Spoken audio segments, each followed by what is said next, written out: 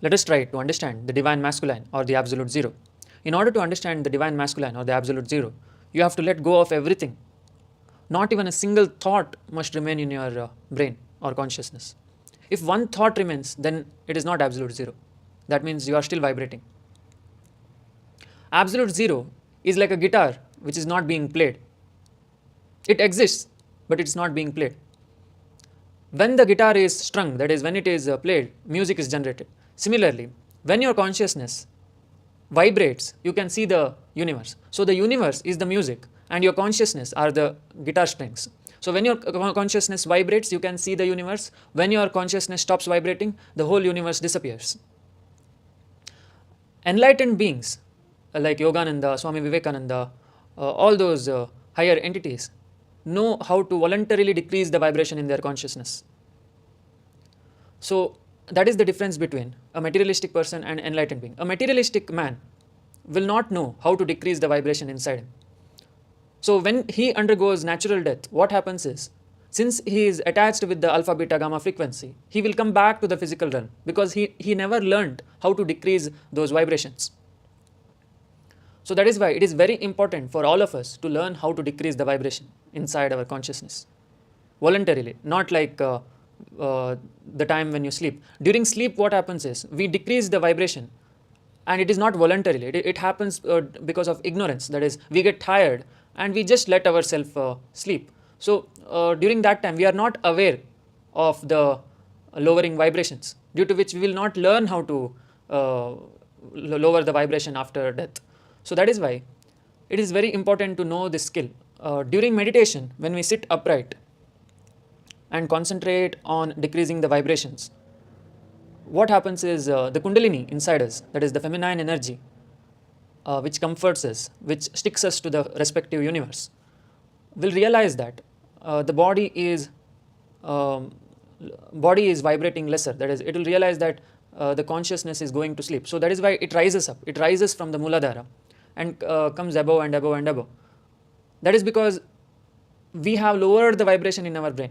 So the Kundalini thinks that I'm going to sleep. So that time, the meditator must know how to experience the astral and causal realm. That is, he must know how to be aware in those states. And finally, when he crosses the theta and delta frequency, that is, theta frequency belongs to the astral realm and delta frequency belongs to the causal realm. Those are lower vibration, that is from 0.5 hertz to 8 hertz. So when a person goes to those frequency, he can experience the astral realm just by closing his eyes.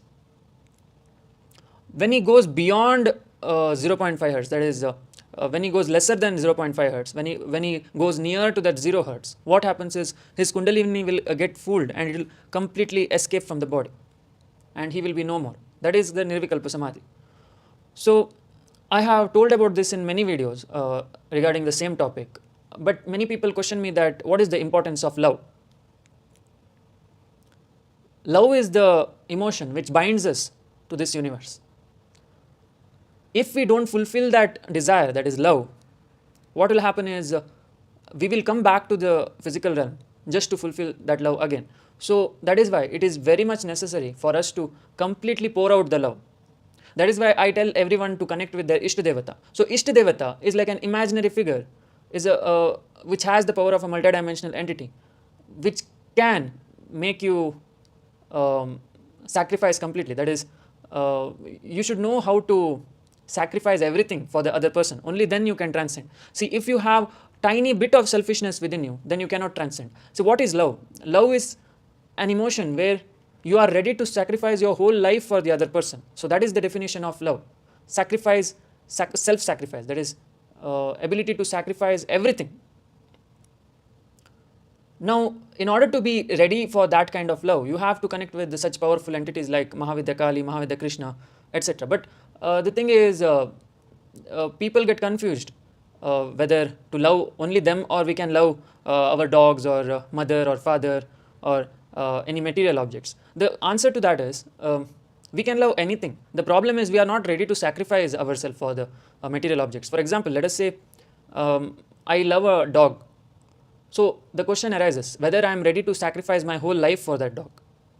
If your love is strong enough to sacrifice your whole life for the dog, then it is possible for you to achieve nirvikalpa. But if your love is not strong enough for that material object, material person, then it is not an ideal ideal object for meditation. That is why multidimensional entities are useful, because for them you are ready to do anything, but you are not ready to do the same thing for a dog or for your parents or for your brothers, sisters, friends. So when you are not ready to do the self-sacrifice for the material objects, you should not consider them as the object of meditation. So that is why we try to make that imaginary figure, that is Krishna, Mahavidya, Kali. And again, those are not imaginary. They are there. Their domain is different. That is, the frequency domain is different. They live in the theta frequency and delta frequency domain. That is the astral realm and the causal realm. So we cannot see them because their vibrations are different. But they are there. So when you concentrate on them, the same thing again. That is, you are trying to sacrifice everything so that you can reach the ultimate zero vibration. So that is why loving is more important first. Only then you can transcend. Without love, you cannot transcend. And what happens at absolute zero? In absolute zero, there is no one, there is nothing, there is no you also. The thought that I, right, I, that we tell, right, I am, that I is not there, that self is not there. That gets dissolved in the absolute zero. So when we cannot go to the absolute zero with force, that is, we cannot go like by telling, I want to go to the absolute zero. No, you can't go like that, because there is again I. Absolute zero cannot be expressed in words. It is something which is not there only. It is the guitar at rest. So you cannot tell like, I want to quit lust, I want to quit hunger to reach the absolute zero, because again your I is there, right, in that ego is there. The ego is more powerful than your lust, anger, greed, hunger, everything. That I is more powerful. That is why you have to let go of that I first, that I am. So first let go of that ego, rest all will go automatically. That is, your lust, hunger, anger, greed, love, everything will go automatically when you let go of that I. I want to quit love, I want to quit lust, I want to quit greed. Cannot happen, because there is I in that. Hope you are getting my point. The absolute zero cannot be expressed in words, because words are also made up of frequency, the audible frequency. Whatever relates to frequency is not the absolute zero. When everything stops vibrating, it is the absolute zero. So there's nothing much to say about absolute zero, because what to say? Whatever I say is it's like explaining something which is not there only. Again, it is there, but it is at rest. You can experience it just by shutting off all your five senses. You should stop the thought process also. Let us do that. That is, stop your thought process for 5 seconds. So 3, 2, 1, go.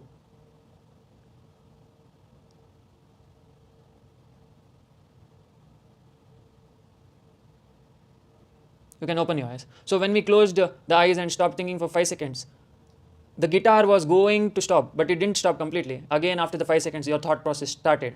So if you stay in that zone, that is no thought process zone, then your Kundalini can be fooled easily. It will escape. So nothing much to say about the absolute zero. I think I have said enough. Yeah, thanks for watching. We'll meet in the next video. Jai Mahakal.